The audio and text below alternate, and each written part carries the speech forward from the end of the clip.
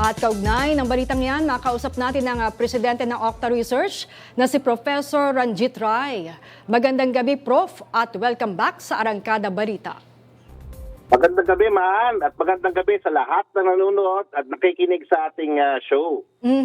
Yung breakdown po nito pagdating sa rehiyon, socio-economic status, yung pwedeng edad ng mga respondents, ano pong inyong analysis? Ito, ang pinaka-importanting finding sa ating mga nakikinig at nanonood na mga kababayan. Ang kababayan natin, talagang makabayan po. Kasi handa ang karamihan ng ating mga kababayan ipagtanggol ang ating soberanya at teritoryo. Kabilang na dyan, syempre ang ating mga interes sa West Philippine Sea. So 76% po yan. Napakataas po niyan. At ang survey na to ay kinumission po, hindi to non-commission. Kinumission to ng Armed Forces of the Philippines. Marami sila kinumission na tanong. Ito isa sa mga tanong para malaman kung magkaroon ng gera man o sakupin man tayo, may tangkang sakupin tayo, tutulong ba ang taong bayan sa Armed Forces? So kailangan maintindihan ng mga kababayan natin bakit ginawa yung survey. So ang pinaka-importanting finding dito ay malinaw na makabayan, patriotic ho yung mga kababayan natin. 76% ang handang suportahan ng gobyerno sa pagtatanggol ng ating teritoryo. Importante na importante ito dahil nagpapakita ito na ang issue ng West Philippine Sea, ang issue ng soberanya, ang issue ng teritoryo ay hindi lang diplomatic, national issue po siya. Importante siya sa ating mga kababayan. Okay, sa mga rehiyon, tama ba, Prof, na ang pinakamataas na lumalabas ay sa Mimaropa at pinakamababa naman na suporta ay sa Davao? Ano pong basa mo dito? Opo. Sa ngayon, yan ang lumalabas. Ang importante rin tingnan natin, across region siya, hindi siya pantay-pantay. May mga rehiyon na napakataas, gaya ng Mimaropa, pero may mga rehiyon na medyo mababa yung suporta. Yung disagreement mataas, gaya ng sa Davao region, no? Wala naman sigurong ibig sabihin to kasi iba-iba yung pananaw ng ating mga kababayan. Okay, pero ang mas importante sa akin hindi lang to mga mayayaman ang ganito ang pananaw, pati ho Class E, Class D, napakataas ng sentimiento po. Okay, lalo na Class D na bumubuo ng malaking bahagi ng ating populasyon, talagang napakalaki ho ng suporta dito sa kahandaan, willingness to fight for the country. Sa regional, yun nga sinasabi niyo, bagamat may strong national consensus, hindi ho uniform ang pagsuporta ho sa pagdepensa ng ating teritoryo, soberanya, at saka interest sa West Philippine Sea. No? May mga region na mas mataas ang support, may mga region na mas divided po. Siguro kailangan lang talagang malinawan yung mga kababayan natin tungkol sa importansya ng soberanya, na pagdepensa sa ating teritoryo at ng mga interest natin sa West Philippine Sea.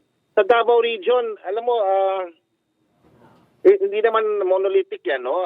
Hindi ibig sabihin ito na anti-country as ang region, gaya ng Davao. It reflects different ways of understanding, no? Regional experiences, perceptions, lahat na perception ng risk. So, yun siguro, isang explanation kabat siguro mas marami ang nagdi-disagree, no, doon sa question. So tanda natin yung question ho nagtatanong tayo, no, kung mahal ba natin ang ating bansa?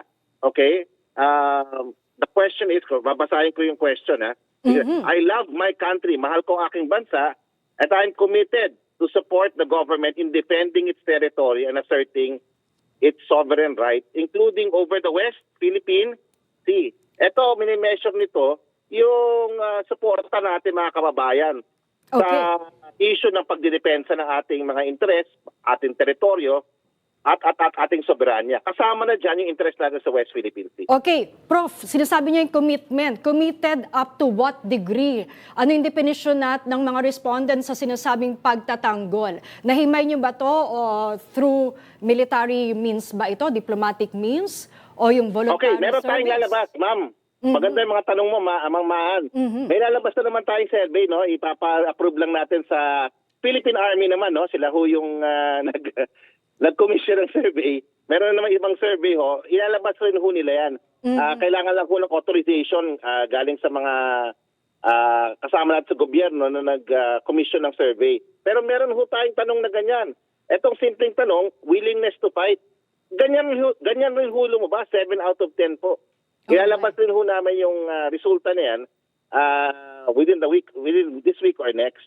So, Okay. dalawang klaseng tanong. Isang tanong, I love my country, am I committed to support government to defend? Tapos yung pangalawang tanong, am I willing to fight? Yun talaga, mataas talaga yung ano. Ganun consistent ho. Ang ating mga kababayan, makabayan talaga, patriotic.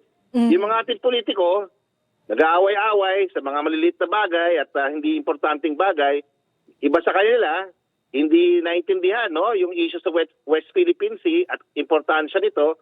Pero sa ating mga everyday na mga Pilipino na kababayan, klaro sa kanila, importante ang West Philippine Sea, importante usapin ng soberanya, importante na protektahin natin ang teritoryo natin at handa silang lumaban, handa silang sumuporta sa gobyerno sa pagprotekta ng ating interes. Alright, alamin natin yung saloobin ng ating mga kababayan pa sa mga susunod na survey. Maraming salamat sa inyong oras. Professor Ranjit Ray, ang Pangulo po ng Okta Research. Maraming salamat!